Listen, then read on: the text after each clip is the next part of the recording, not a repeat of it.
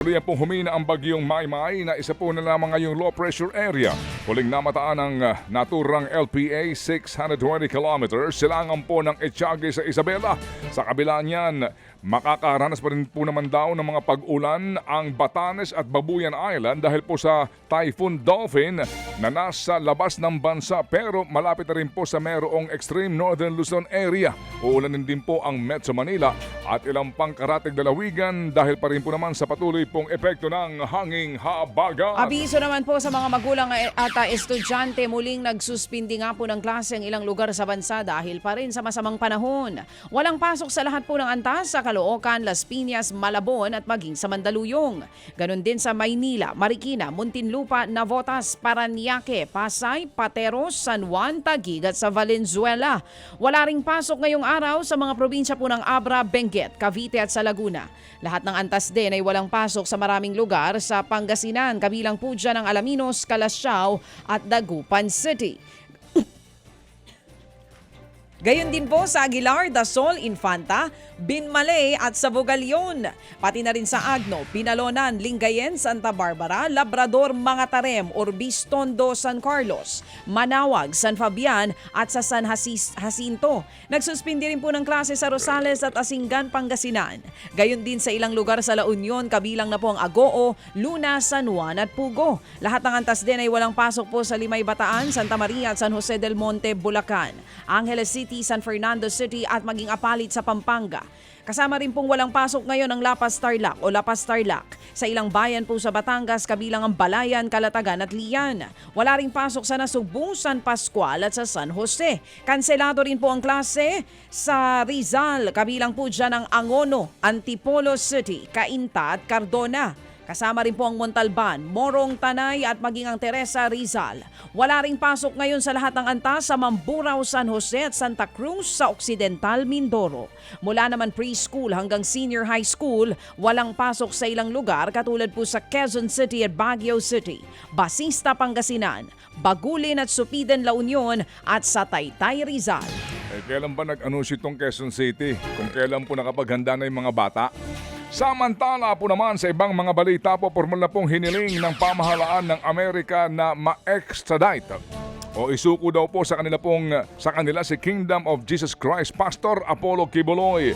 Yan po ang kinumpirma mismo ng Philippine Ambassador to the US. Babes Romualdez sa News 5. Ayon po naman sa Foreign Affairs Department, kanila pong natanggap ang naturang extradition request mula sa Amerika. Ayon po sa Philippine-US Extradition Treaty, ang DFA ang unang point person sa naturang request kaya ini-endorse na rin daw ng DFA ang nasabing request sa DOJ. Naharap si Quiboloy sa patong-patong ng mga kaso sa Amerika. Kabilang po ang child sex trafficking, conspiracy, marriage at visa fraud, money laundering at cash smuggling. Ayon po sa US prosecutors, ginamit daw po ni Quiboloy ang kanyang simbahan para po mag-recruit ng mga miyembro na kanyang pinipilit na mangalap ng donasyon. Ang ilan po sa mga ito na mga miyembro ng KOJC ay inabuso, binantaan at minanipula.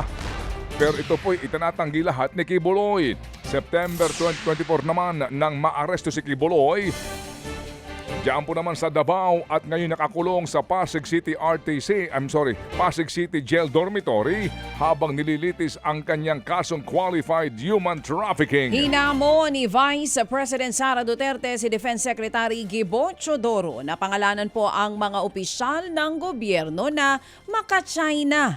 Sinabi po yan ng bise matapos ang pahayag ng kalihim na dapat magbitiw na sa pwestong mga opisyal na hindi kayang suportahan ang posisyon ng Pilipinas sa West Philippine Sea. Kung hindi rin daw sang-ayon ng mga opisyal sa polisiya ng bansa sa West Philippine Sea, ay questionin ito sa korte. Pero ang giit po ng Vice-Presidente, mahirap magbitaw ng salita kung hindi tutukuyin kung sino-sino ang mga opisyal na pro-China.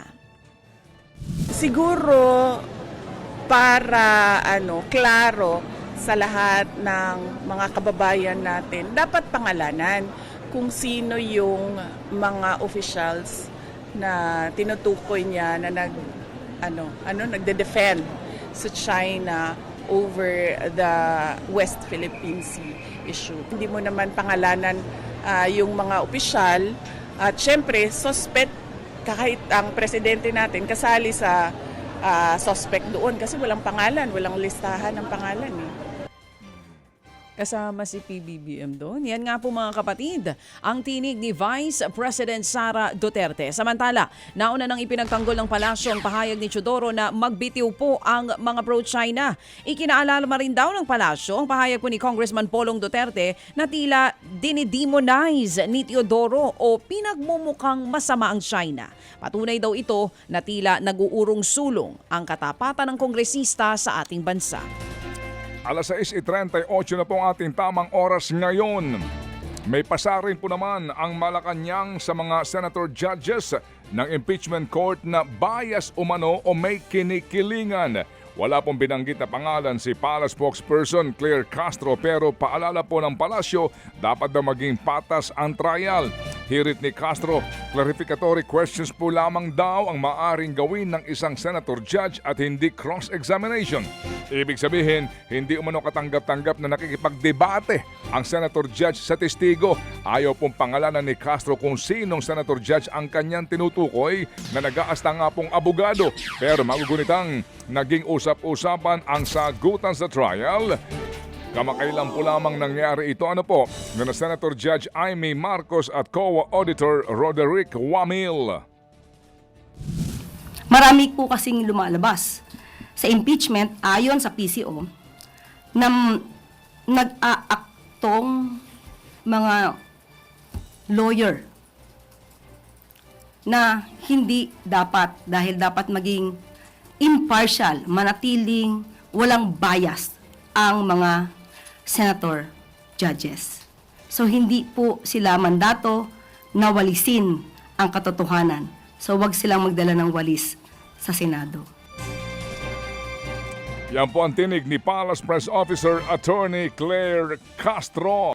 Mga kapatid, patuloy po kayong tumutok sa 105.9 True FM para sa totoong balita, impormasyon, music and entertainment. Mag-subscribe sa aming YouTube channel at podcast at sundan nyo kami sa Facebook, Instagram, X at TikTok sa True Network PH. Bisitahin din po ang aming official website, truefm.ph.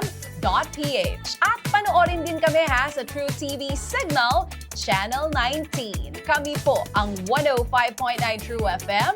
Laging true sa'yo, kapatid.